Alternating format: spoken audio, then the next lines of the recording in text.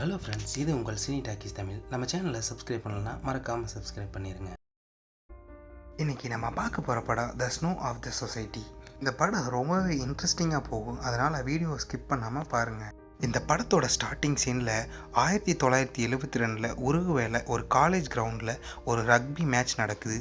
கிட்டத்தட்ட அந்த மேட்ச்சில் ரொபர்த்தோ அப்படிங்கிறவன் போஸ்ட் கிட்ட கொண்டு போகிறான். ஆனால் அவங்க எல்லாரும் அவனை பாஸ் பண்ண சொல்கிறாங்க. ஆனால் அவன் பாஸ் பண்ணாமல் விட்டதுனால அவங்க அந்த மேட்ச்சை தோத்துடுறாங்க. ட்ரெஸ்ஸிங் ரூமில் அவனை எல்லோரும் சேர்ந்து திட்ட கேப்டன் வந்து இனிமேல் பாலை பாஸ் பண்ணா நீ பாஸ் பண்ணு, அதை தவிர்த்து வேறு எதுவும் செய்யக்கூடாதுன்னு சொல்கிறான். இவன் தான் கேப்டன் மார்செல்லோ. இவன் ஒரு ட்ரிப் ஒன்று அரேஞ்ச் பண்ணுறான். அதுக்காக அமௌண்ட் கலெக்ட் பண்ண எல்லாரும் கேட்க சில பேர் அமௌண்ட் கொடுக்குறாங்க. உன்னோட ஃப்ரெண்டு என்னாச்சுன்னு இன்னொருத்தனை கேட்க அவனை தான் நான் கன்வின்ஸ் பண்ணி வர வைக்கிறேன்னு அவன் மார்செல்லோ கிட்ட சொல்கிறான். இவன் தான் அந்த ஃப்ரெண்ட். இவன் பேர் நூமா. இவன் சர்ச்சில் உட்காந்துட்டு இருக்கும்போது அவனோட ஃப்ரெண்ட் ஒரு லெட்டர் மூலயமா அவனுக்கு இந்த விஷயத்தை பாஸ் பண்ண நினைக்கிறான். அதாவது அந்த சிலே அப்படிங்கிற ஊருக்கு போகிறக்காக சில பேருங்கிட்ட சொல்லி இந்த லெட்டரை அவங்ககிட்ட கொடுங்கன்னு சொல்லி கொடுத்து அவனும் அதை வாங்கி பார்க்குறான். அதில் யார் யார் அமௌண்ட்டு கொடுத்துருக்காங்க, யார் யார் ட்ரிப்புக்கு வராங்கிற டீட்டெயில்ஸ் இருக்குது. இவங்க எல்லாம் ஒரு மீட்டிங் போடுறாங்க. ஊருக்குள்ளே பிரச்சனை நடக்கிறதுனால இவனுக்கு எக்ஸாம் இருக்குதுன்னு சொல்கிறா. இருந்தாலும் இந்த பிரச்சனைனால எக்ஸாமெல்லாம் தள்ளி போட்டுருவாங்க. இதில் அழகழகான பொண்ணுங்க வர்றாங்க. நீ கண்டிப்பாக இந்த ட்ரிப்புக்கு வரணும். அவனை ரொம்பவே ஆசையை தூண்டுறாங்க. அவனோட க்ளோஸ் ஃப்ரெண்டு அவன்கிட்ட என்னை தனியாக அவங்க கூட அனுப்பிடாத, நீயும் வந்தால் நான் ரொம்பவே சந்தோஷப்படுவேன்னு சொல்கிறான். நூமா அவங்கக்கிட்ட பேசி முடித்ததும் தன்னோட வீட்டுக்கு வர்றான். வீட்டுக்கு வந்ததும் அவன் ஃப்ரெண்ட் சர்ச்சில் கொடுத்த அந்த சீலேயோட ட்ரிப் பிளானை பற்றி யோசிக்கிறான். போகலாமா வேண்டாமான்னு அவனுக்கு ரொம்பவே டவுட்டாக இருக்குது. சில யோசனைக்கு பின்னாடி அவன் ட்ரிப்புக்கு போகலான்னு முடிவெடுக்கிறான். அவங்க போட்ட ட்ரிப்பு சாதாரண ட்ரிப் மாதிரி தெரியல. ஏன்னா அவங்க எல்லோரும் ஃப்ளைட்டில் போக போகிறாங்க. ஃப்ளைட் ரெடியானதும் ஏர்போர்ட்டுக்கு ஒவ்வொரு ஃபேமிலிஸாக வர ஆரம்பித்தாங்க. சில பேர் ஃபேமிலியோடு வந்தாங்க, சில பேர் தனியாகவும் வந்தாங்க. நம்ம நூமாவும் வந்து இறங்கினா. அங்கே வந்தவங்களில் நிறைய பேர் அவங்க எல்லோரும் செல்லமாக வளர்ந்தனால முறையாக அப்பா அம்மாவை விட்டு பிரிஞ்சு போகிறாங்க.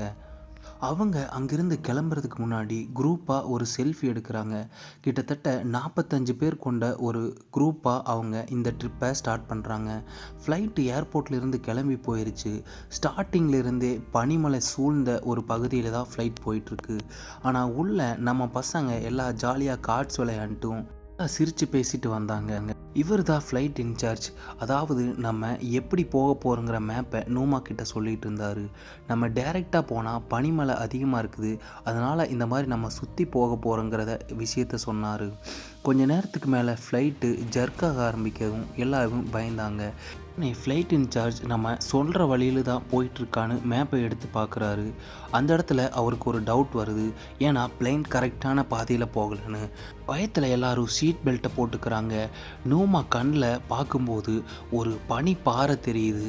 அந்த சமயம்தான் ஃப்ளைட் ஒரு பாறையில் மோதி ரெண்டாக உடஞ்சி யாருமே இல்லாத பனிகள் சூழ்ந்த ஒரு மலையில் போய் விழுந்துருது. அவங்க வந்த ஒவ்வொருத்தருக்குமே பலமான அடியும் கை காலும் உடஞ்சிருது.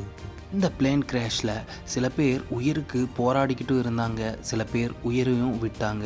ரொம்பவே பதட்டமான சூழ்நிலை அங்கே இருந்துச்சு. பிளேன் கிராஷ் ஆன நாள் அது அக்டோபர் 13ஆம் தேதி.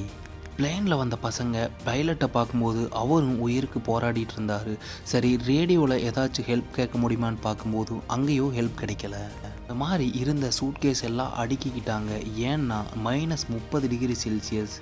ஒவ்வொருத்தரும் குளிரில் ரொம்பவே நடுங்கி இந்த குளிரில் நடுங்கிறதுக்கு பேசாமல் உயிரை விட்டுருக்கலாங்கிற அளவுக்கு நிலைமை மோசமாக இருந்துச்சு.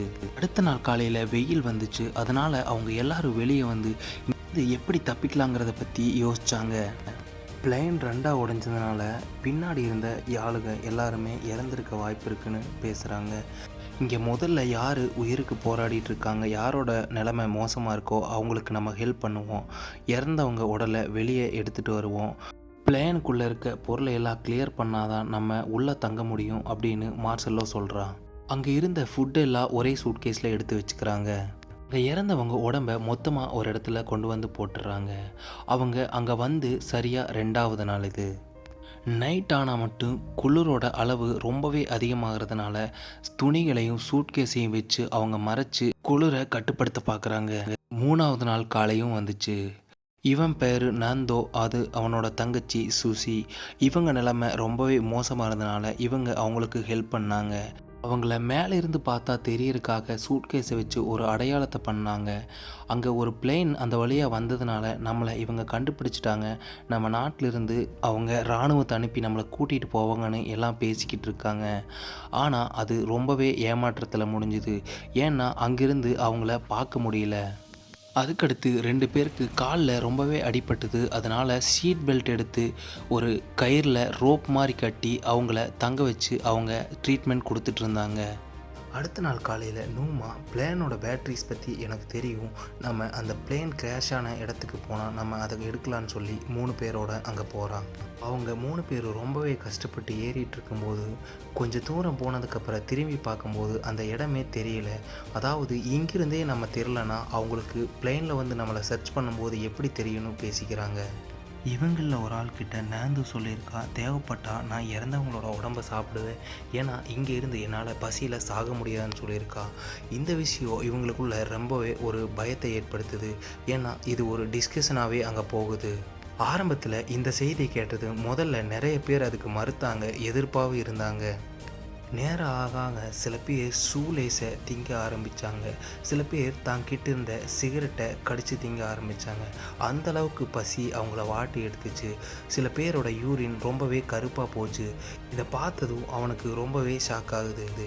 நந்தாவோட சிஸ்டர் சாப்பிடாமல் இருந்ததுனாலையும் அடிப்பட்டதுனாலையும் அவள் இறந்து போயிடுறா. அங்கே அவன் அவளை அடக்கம் பண்ணிடுறான். இந்த மாதிரி ஒவ்வொருத்தரும் செத்துக்கிட்டே வர்றாங்க. நைட்டில் குளிர் அவங்கள ரொம்பவே வாட்டி எடுக்குது. சரியா பிளேன் கிராஷ் ஆகி 9 நாள் ஆயிடுச்சு. இவன் தான் ரோபர்ட்டோ. இவன் தான் இந்த விஷயத்தை பற்றி பேசுகிறான். என்னால் சாப்பிடாமல் இருக்க முடியாது, என்னால் பசி தாங்க முடியாது, ஏன்னா நான் எதுவும் சாப்பிட்லன்னா உயிரோடு இருக்க மாட்டேன்னு ஒரு கண்ணாடி துண்டை எடுத்துகிட்டு போய் இறந்தவங்களோட உடல்ல இருந்து வெட்டி மாமிசத்தை சாப்பிட ஆரம்பிக்கிறான். நூமாவுக்கும் மார்செல்லோவுக்கு இந்த விஷயத்தில் சுத்தமாக ஈடுபாடு இல்லை. அதாவது அவங்களுக்கு இந்த விஷயம் பிடிக்கல. இருந்தாலும் மற்றவங்க எல்லாம் எந்திரிச்சு போய் அந்த மாமிசத்தை சாப்பிட ஆரம்பித்தாங்க. நூமா, மார்செல்லோ அப்புறம் 2 பேரை தவிர மற்ற எல்லாரும் இறந்தவங்களோட மாமிசத்தை சாப்பிட்டு இருந்தாங்க. நூமா அவங்க கூட இருந்தவங்களும் பசியிலையும் குளிர்லையும் ரொம்பவே வேதனையை அனுபவிச்சாங்க. ஆனால் ரோபர்ட்டோ அவனோட சகோதரர்கள் எல்லாம் மாமிசத்தை வெட்டி வெட்டி சாப்பிட ஆரம்பித்தாங்க. அந்த விஷயம் அவங்களுக்கு ஒரு பழக்கமாகவே போயிடுச்சு. இவங்க மாமிசத்தை வெட்டி சில ட்ரேல வைக்கும்போது மற்றவங்க எடுத்து அதை சாப்பிட ஆரம்பித்தாங்க. அங்கே இருந்து ஒரு சூட்கேஸில் அவங்களுக்கு ஒரு ரேடியோ கிடச்சிது. அந்த ரேடியோவில் ஒரு சேனல் வச்சு பார்க்கும்போது நாட்டில் அவங்கள தேடுறதை கைவிட்டதாகவும் இனிமேல் தேட போகிறதில்லைங்கிற நியூஸ் வந்ததும் எல்லாருமே மனசு வேதனைப்பட்டு அந்த இடத்துல நம்பிக்கையை இழந்து போயிட்டாங்க. இனி நாம தான் நம்மளை காப்பாற்றிக்கணும். நூமாவும் அவனோட ஃப்ரெண்ட்ஸும் பிளேனோட பின்னாடி பகுதியை தேடி கண்டுபிடிக்கிறாங்க. பிளேனோட பின்பக்கத்தில் உட்காந்துருந்தவங்க இறந்து கிடக்கிற உடலை ஒவ்வொருத்தரும் பார்க்குறாங்க. அங்கேயே ஒரு 4-5 பேர் இறந்து போயிருக்காங்க. அவங்க பிளேனோட பின்பகுதியை தேடி ரொம்ப தூரம் வந்ததுனால இருட்டாக ஆரம்பிச்சிருச்சு. அதனால் நம்ம அங்கே போக முடியாதுன்னு நைட்டு இங்கேயே தங்கிக்கலான்னு முடிவெடுக்கிறாங்க. அந்த தப்பான முடிவெடுத்து அவங்க குளிரில் நடுங்கி உயிர் போகிற அளவுக்கு வேதனைப்படுறாங்க. அவங்க 3 பேரும் அதிர்ஷ்டவசமாக அங்கிருந்து உயிர் தப்பிக்கிறாங்க.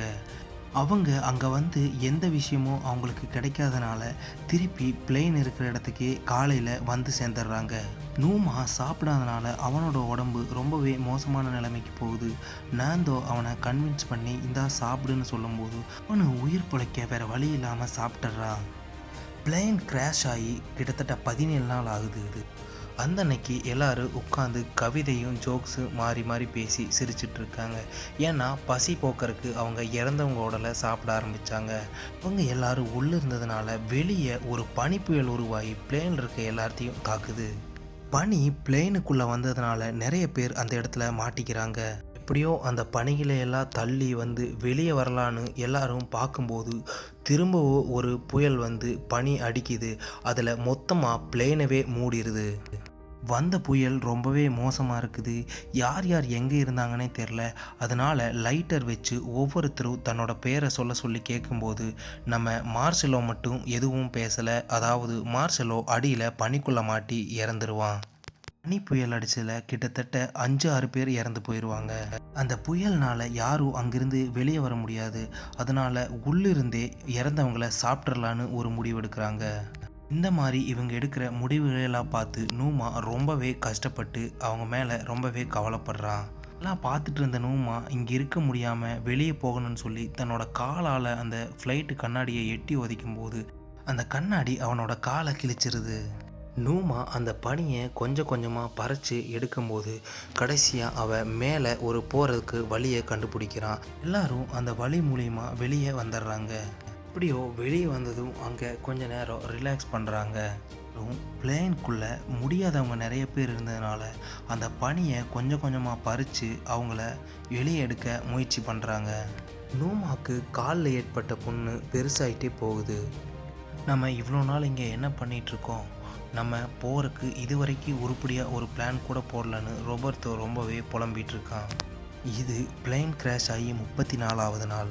நூமா, நேந்தோ அப்புறம் 2 பேர் சேர்ந்து பிளேனோட பேட்டரி எடுக்கிறதுக்காக கிளம்புறாங்க.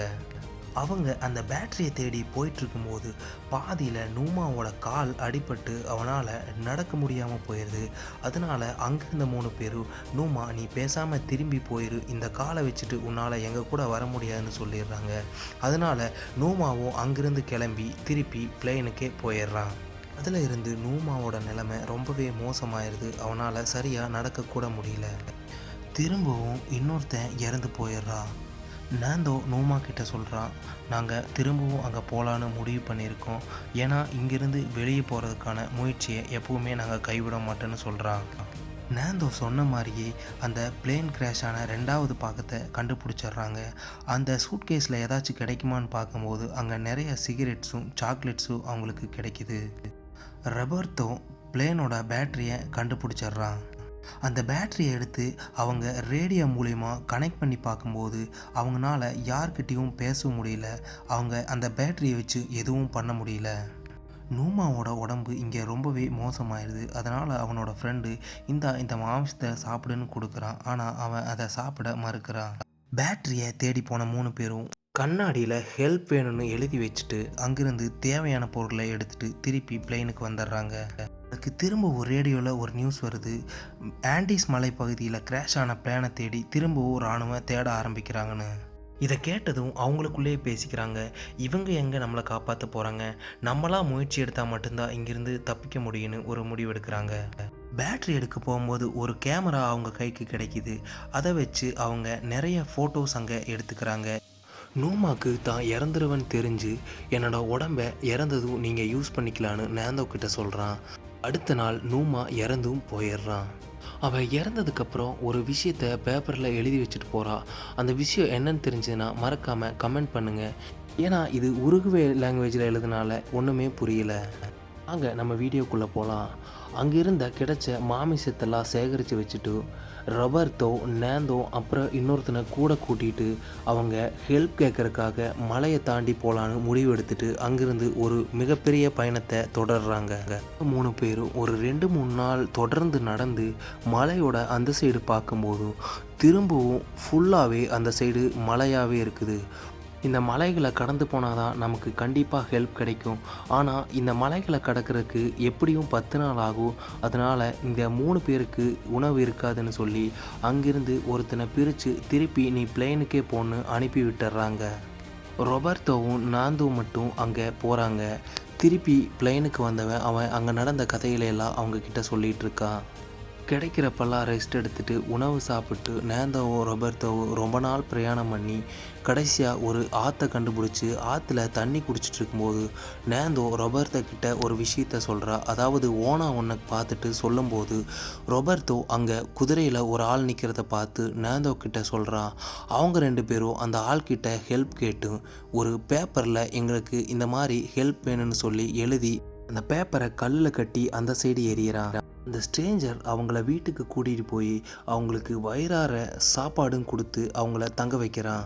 இவங்க காப்பாற்றின விஷயம் ப்ரெஸ்ஸுக்கெல்லாம் தெரிய வந்து ப்ரெஸ் அவங்கள தேடி அங்கே வந்துடுறாங்க. இந்த விஷயம் கவர்மெண்ட்டுக்கு போனதுனால அவங்க கால் பண்ணி யார் யார் இருக்காங்கிற லிஸ்டெல்லாம் எடுத்துகிட்டு அவங்கள காப்பாற்றுறதுக்காக ஹெலிகாப்டரை அனுப்புகிறாங்க. நேந்தோ ஹெலிகாப்டர் மூலிமா அவங்கள காப்பாற்ற போகிறான். ரொபர்ட்டோ அங்கேயே இருந்து அவங்களுக்காக வெயிட் பண்ணான். அதாவது 72 நாள் அவங்க அங்கே உயிரோடு இருந்தாங்க. உங்களை காப்பாற்றுறதுக்காக கேம்ப்லேருந்து ஹெலிகாப்டரும் கிளம்பிருச்சு. அவங்கள காப்பாற்ற வர்றாங்கன்னு எல்லாரும் அங்கே ப்ரஷ் பண்ண ஆரம்பிக்கிறாங்க. தலை சீவுறாங்க. வேக்ஸ்லாம் தடவி ரொம்பவே நீட்டாக கிளம்புறாங்க.